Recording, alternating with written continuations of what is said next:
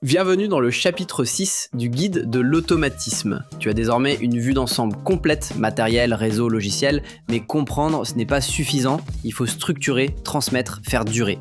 Ce chapitre t'aide à prendre du recul et à transformer ta pratique, standardiser ce qui fonctionne, anticiper ce qui change et bâtir une vraie stratégie. C'est le moment de conclure et surtout de préparer l'avenir.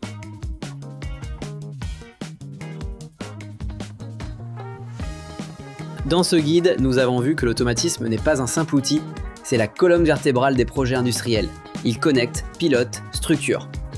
Cette conclusion n'est pas là pour refermer un livre, mais pour rappeler que l'essentiel ne tient pas aux technologies, mais à la méthode, à la vision et au bon choix. L'automaticien intervient à chaque phase, conception, installation, maintenance. Il choisit le matériel, les réseaux, les logiciels. Il s'appuie sur le cahier des charges, mais son vrai rôle, c'est de garantir la cohérence et la pérennité de tout le projet. La différence entre une usine qui subit et une usine qui maîtrise, l'exigence. Documenter, structurer, standardiser. Ces efforts permettent d'obtenir des installations fiables, évolutives et plus autonomes. Standardiser, ce n'est pas figé, c'est choisir ce qui fonctionne et le consolider. Avec des équipements harmonisés, des bibliothèques logicielles communes et une documentation partagée, on crée un socle solide pour gagner du temps et fiabiliser les projets. Un bon automaticien ne se limite pas à programmer, il structure, conseille, forme et anticipe. C'est lui qui garantit la continuité technique entre les générations d'installations. C'est cette approche qui fait durer les projets dans le temps. Ce guide ne s'arrête pas là. La suite, des cas pratiques, des retours d'expérience, des outils concrets. Car l'objectif, c'est bien plus que comprendre, c'est agir, améliorer et construire des automatismes durables, efficaces et intelligents. Dans l'industrie, un logiciel évolue vite, mais les machines, elles, doivent fonctionner pendant 10, 20, parfois 30 ans. Pourtant, tous les outils logiciels ont une date de fin de vie. Cette vidéo va vous montrer comment anticiper ces évolutions dès la conception. Un logiciel industriel suit toujours le même cycle, développement, support, puis fin de vie. En général, ce cycle dure entre 5 et 10 ans. Une fois le support arrêté, les compatibilités disparaissent, les failles de sécurité s'accumulent et certains outils deviennent inutilisables.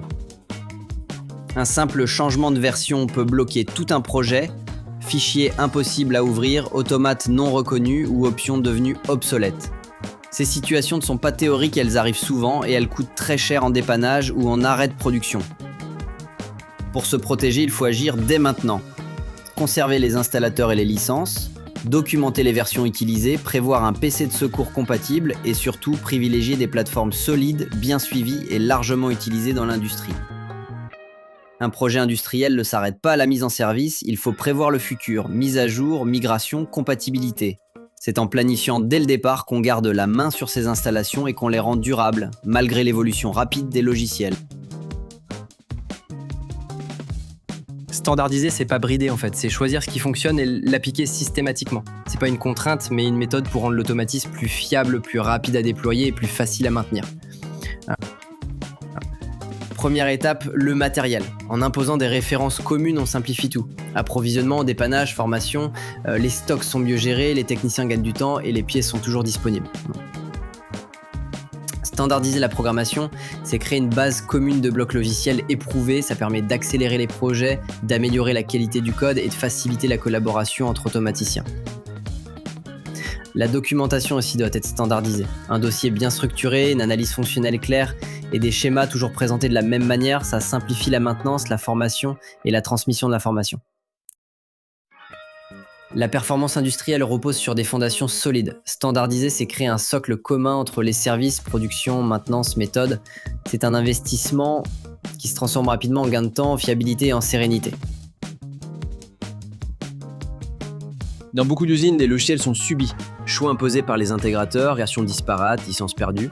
Pourtant, les logiciels peuvent devenir un véritable levier stratégique à condition de construire une vision claire et partagée. La première étape, c'est de choisir quel logiciel utiliser et surtout de s'y tenir. Cela passe par un référencement clair des versions et une gestion rigoureuse des licences et des accès. Cette discipline évite bien des blocages et des dérives. La stratégie logicielle, ce n'est pas qu'une question d'outils, c'est aussi une question de compétences. Il faut former les équipes, documenter les projets et construire une bibliothèque interne de blocs et de méthodes réutilisables. La stratégie passe aussi par les sous-traitants. Il est indispensable de cadrer les projets avec des exigences claires, remise des codes sources, des fichiers projets, des manuels et transfert de compétences en fin de mission. Les logiciels industriels ne sont pas un détail informatique. Ils sont au cœur de la performance industrielle. En les structurant, en capitalisant les savoirs et en favorisant l'autonomie, on transforme une contrainte en un vrai levier de compétitivité. Ce dernier chapitre t'invite à passer à l'action. Tu as vu que l'automatisme, c'est bien plus qu'une technologie, c'est une méthode, un métier, une vision. Voici les 3 idées principales à retenir. Première idée, anticiper. Les logiciels changent, les équipes évoluent, mais l'installation doit rester fiable, documentée, sauvegardée, prévoir les cycles de vie, c'est ça pensée industrielle.